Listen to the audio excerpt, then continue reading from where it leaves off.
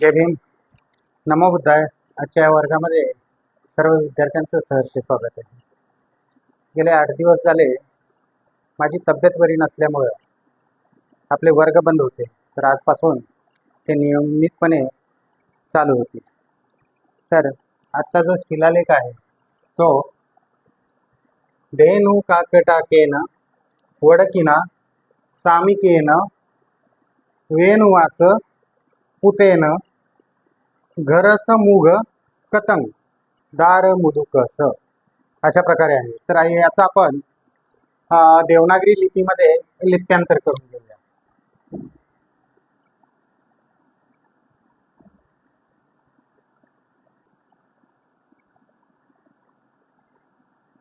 धेनु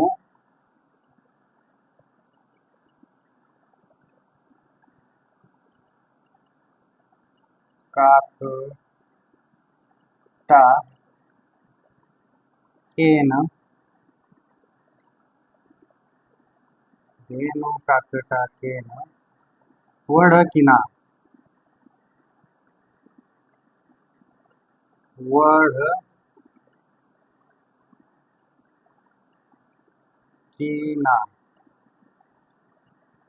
वडकिना सामिकेन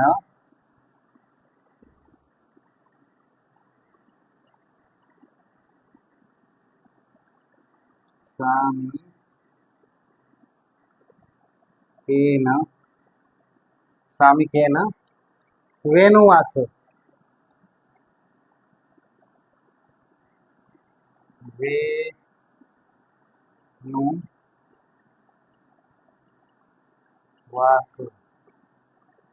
वेणुवास पुतेन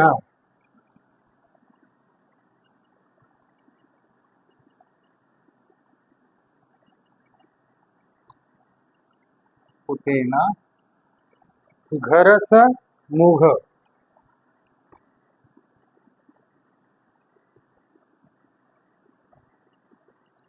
मुघ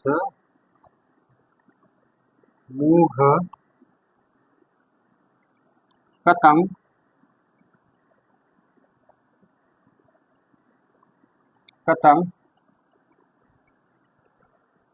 दार मुदुकस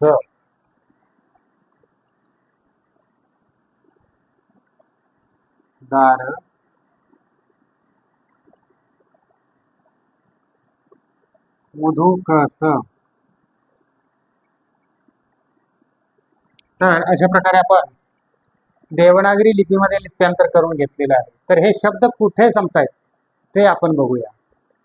धेनु काकटाकेन इथे न आलं, इथे आपण शब्द संपवला. वडकिना इथे शब्द संपला. सामिकेन इथे शब्द संपला. वेणुवास इथे शब्द संपला. पुतेन इथे शब्द संपला. घरस मुघ इथे शब्द संपला. कतंग इथे शब्द संपला. दार मुदुकस इथे शब्द संपला. आता आपण हे जे शब्द आहेत हे आपल्या त्यावेळच्या प्राकृत भाषेतील आहेत, तर ते आजच्या देवनागरीमध्ये त्याचं लिप्यांतर करून घेऊया.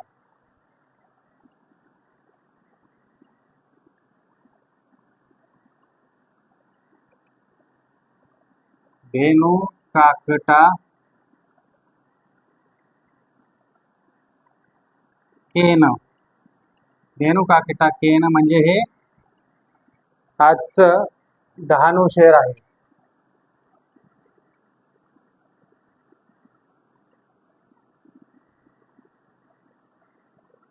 डहाणू शहराचं नाव आहे.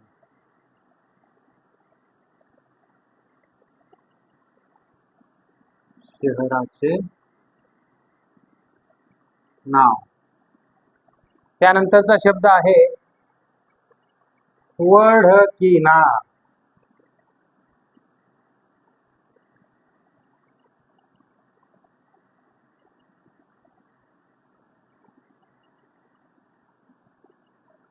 वढकिना. वढकिना म्हणजे सुतार.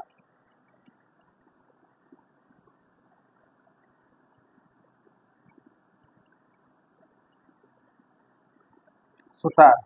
तर हा वडकिना म्हणजे सुतार हा जातीवाचक शब्द नाही, तर तो शब्द व्यवसायाशी निगडीत आहे. सुतार म्हणजे लाकडाचं जो काम करणारे कारागीर आहेत त्यांना सुतार बोललं जायचं. त्यानंतरचा शब्द आहे सामी केन.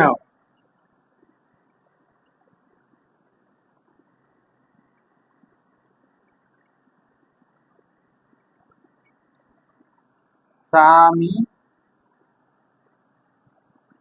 केन. सामिकेन म्हणजे सामिक हे व्यक्तीचं नाव आहे.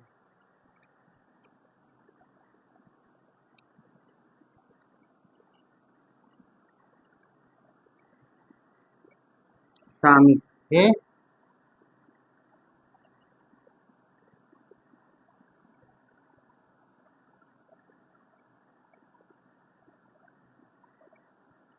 हे व्यक्तीचे नाव आहे. त्यानंतर वेणुवास.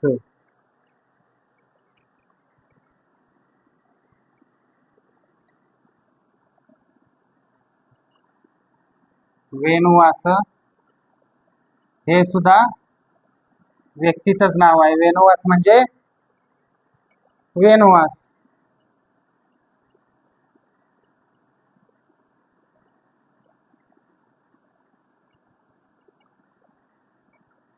हे सुद्धा व्यक्तीचे नाव आहे.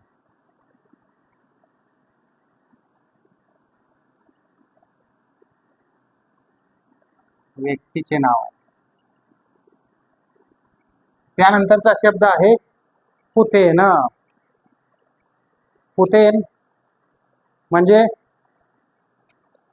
पुतेन म्हणजे मुलगा.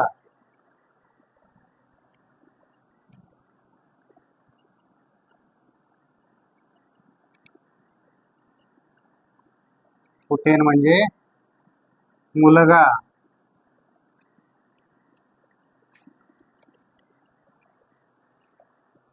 त्यानंतरचा शब्द आहे घरस मूघ.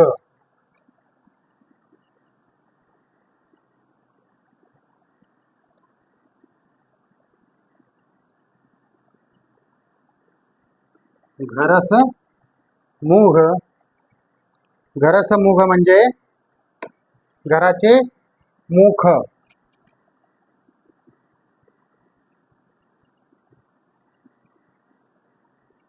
घराचे मुख म्हणजेच आपण ज्याला दरवाजा म्हणतो ना, घराचे मुख म्हणजे घराचा दरवाजा. त्यानंतरचा शब्द आहे कतंग.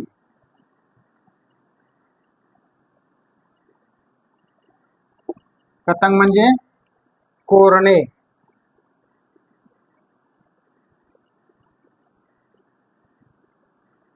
कोरणे. आणि शेवटचा शब्द आहे दारमुधुकस.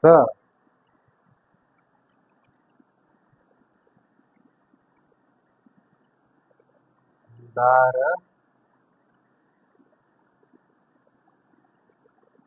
मुधुकस. दारमुधुकसचा अर्थ होतो दरवाजाच्या समोर जी कमान येते ती कमान म्हणजेच दरवाजाची कमान.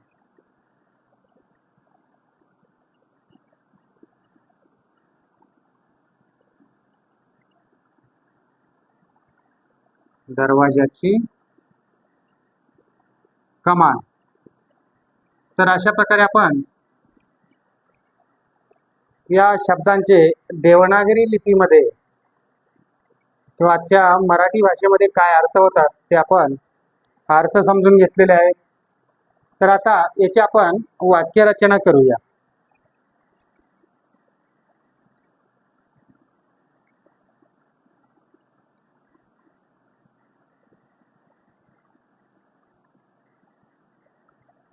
तर ही वाक्यरचना कशी होईल? डहाणू येथील सुतार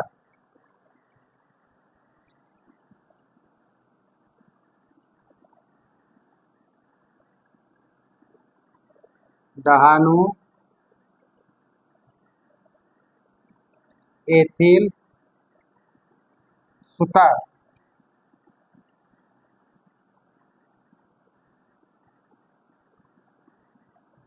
डहाणू येथील सुतार कोण आहे सुतार? तर वेणुवास. कोण आहे? वेणुवास.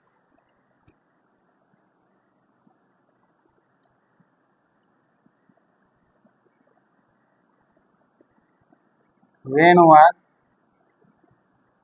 पुतेन म्हणजे याचा मुलगा, याचा मुलगा कोण आहे? याचा मुलगा तर तो आहे सामिक. कोण आहे? सामिक.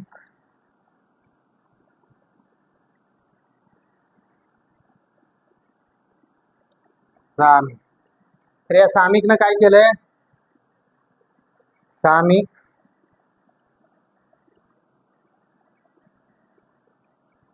सामिक याने दरवाजाची कमान केली. काय केली? सामिक याने दरवाजाची कमान केली.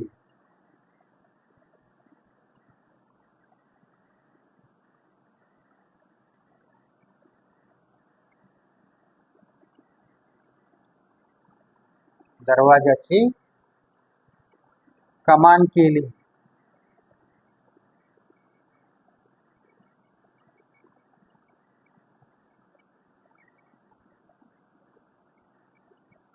तर अशा प्रकारे आपण आजच्या या पाठातील पहिला शिलालेख अभ्यासलेला आहे.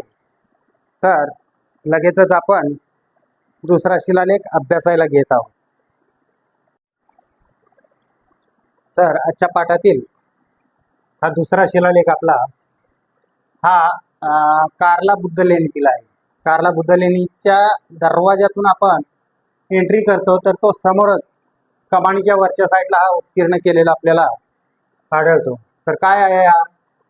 व्यजयंतीता सेठीना भूतपालेना सेलघर परिनिठ पिता जंबूदीपमी उत्तम. तर आपण याचं देवनागरी लिपीमध्ये लिप्यांतर करून घेऊया.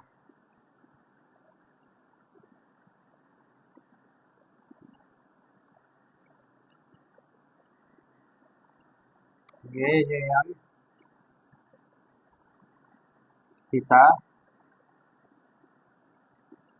सेठीना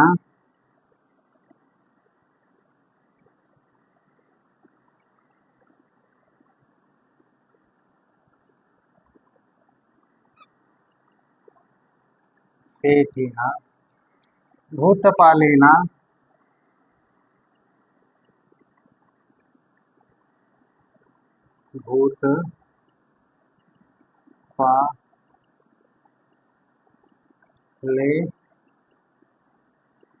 भूतपालेना सेलघर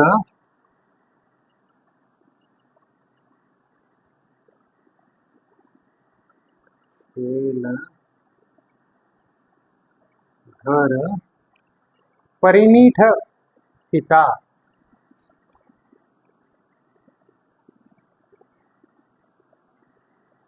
परिनिठ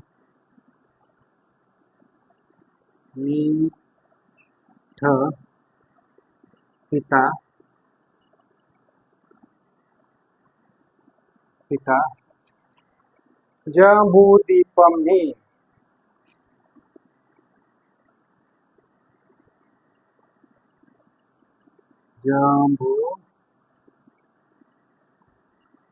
जंबूदीपम. इथे बघा जोड शब्द आलेला आहे. मला ह जोडलेला आहे. जंबूदीपमी उत्तम.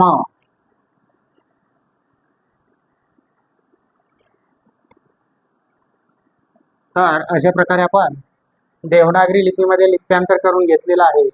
तर हे शब्द कुठे संपतायत ते बघूया आपण. व्यजयंतीता इथे शब्द संपला. सेठीना, इथे शब्द संपला. भूतपालेना, इथे शब्द संपला. सेलघर, इथे शब्द संपला. परिनिठ पिता, इथे शब्द संपला. त्यानंतर जम्बूदीपम्मी, इथे शब्द संपला. आणि उत्तम, इथे शब्द संपला. तर या शब्दांचे आजचे मराठी अर्थ काय होत आहेत ते आपण अभ्यासूया.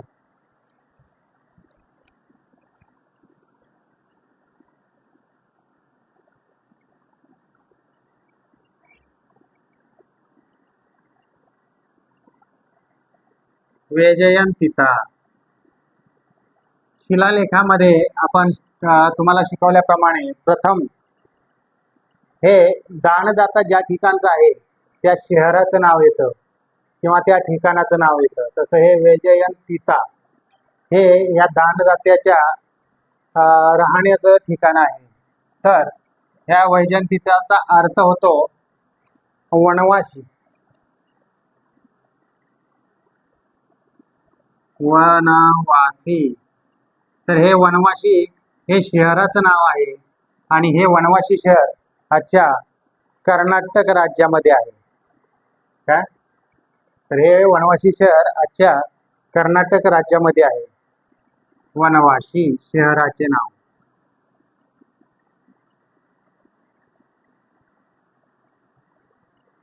शहराचे नाव वनवासी. त्यानंतरचा शब्द आहे सेठीना.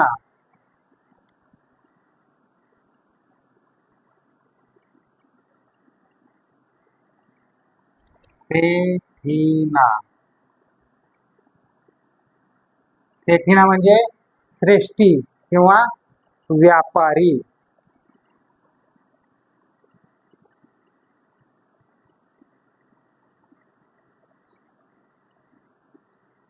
श्रेष्ठी किंवा आपण त्याला व्यापारी म्हणू शकतो. श्रेष्ठी म्हणजे व्यापारी. त्यानंतरचा शब्द येतोय भूतपालेना.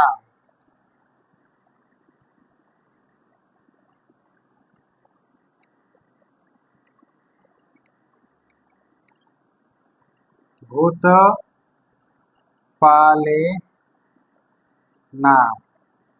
भूतपालेना. भूतपालेना म्हणजे भूतपाल. भूतपालेना म्हणजे भूतपाल हे व्यक्तीचं नाव आहे.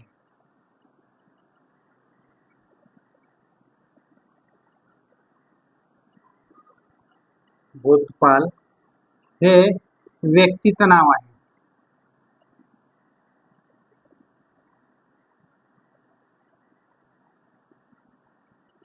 व्यक्तीचे नाव आहे. त्यानंतरचा शब्द आहे भूतपालेना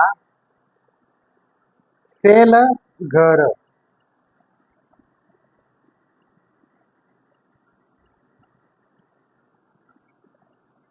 सेलघर.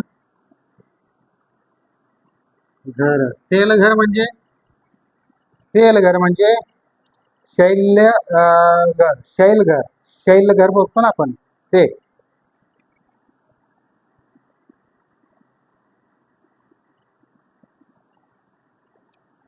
शैलग्रह. त्यानंतरचा शब्द आहे परिनिठ पिता.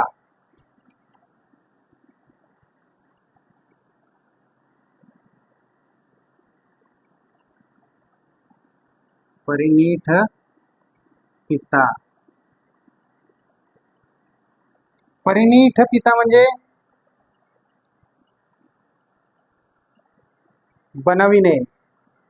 परिनिठ पिता म्हणजे बनविणे किंवा तयार करणे.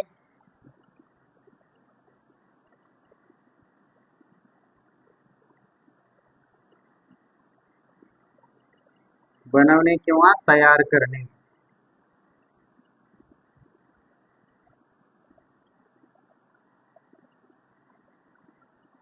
तयार करणे. त्यानंतरचा शब्द आहे जम्बूद्वीपमी.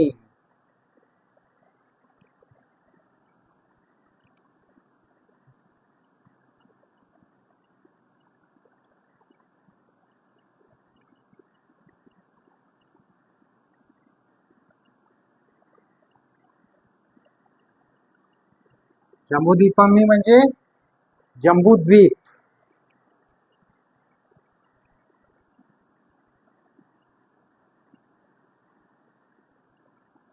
जम्बू द्वीप. आणि नंतरचा शब्द आहे उत्तम.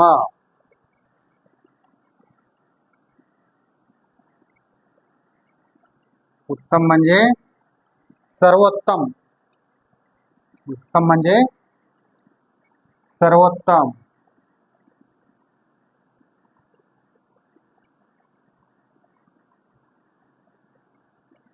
तर अशा प्रकारे आपण मराठी शब्दार्थ अभ्यासलेले आहे. तर याचा या शिलालेखाचा मराठी अर्थ काय होतोय ते आपण अभ्यासू. मराठी अर्थ आता काय लिहिलंय? वैजयंतीचा वनवासी. वनवासी येथील कोण आहे? व्यापारी.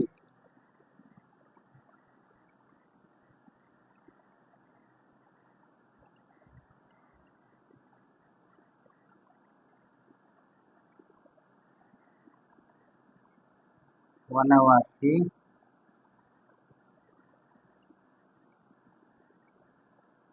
वनवासी येथील व्यापारी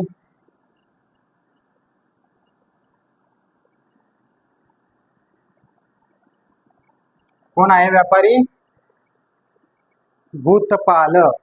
कोण आहे? भूतपाल.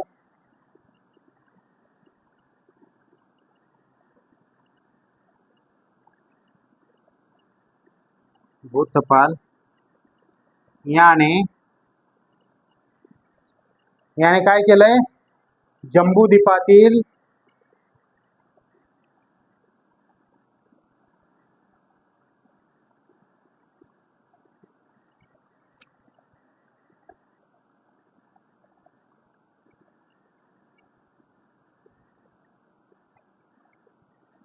जम्बूद्वीपातील सर्वोत्तम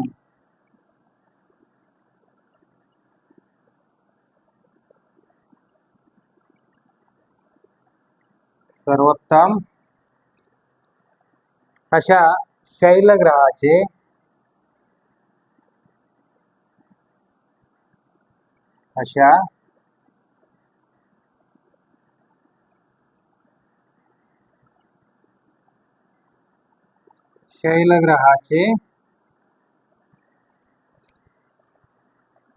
निर्माण केले.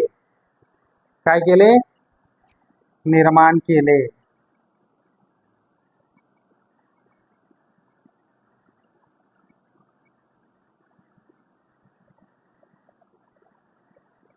खरोखर पूर्वीच्या काळी हे अनेक दानदात्याच्या दानातून या ज्या लेण्या उभारण्यात आलेल्या आहेत. आज बी आपण जर कार्ला लेणीमध्ये जर गेलात तर जे प्रथम जे कार्ला लेणीचं दार आहे, मुख्य जो चैत्यग्रह आहे त्याचं निरीक्षण करा. अगदी या व्यापाऱ्यानं म्हटल्याप्रमाणे जम्बूद्वीपातील सर्वोत्तम अशा शैलग्रहाचं त्यांनी निर्माण केलेलं आहे आणि ते आजही आपल्याला पाहायला मिळतं. जाऊन बघा, निरीक्षण करा, डोळ्याचे पारणे फेटतील असं सर्वोत्तम असं निर्माण केलेलं आहे आणि ते आजही आपल्याला पाहायला मिळतं. तर आज आपण 2 शिलालेख अभ्यासलेले आहेत. आजचा वर्ग आपण इथेच समाप्त करत आहोत. जय भीम, नमो बुद्धाय.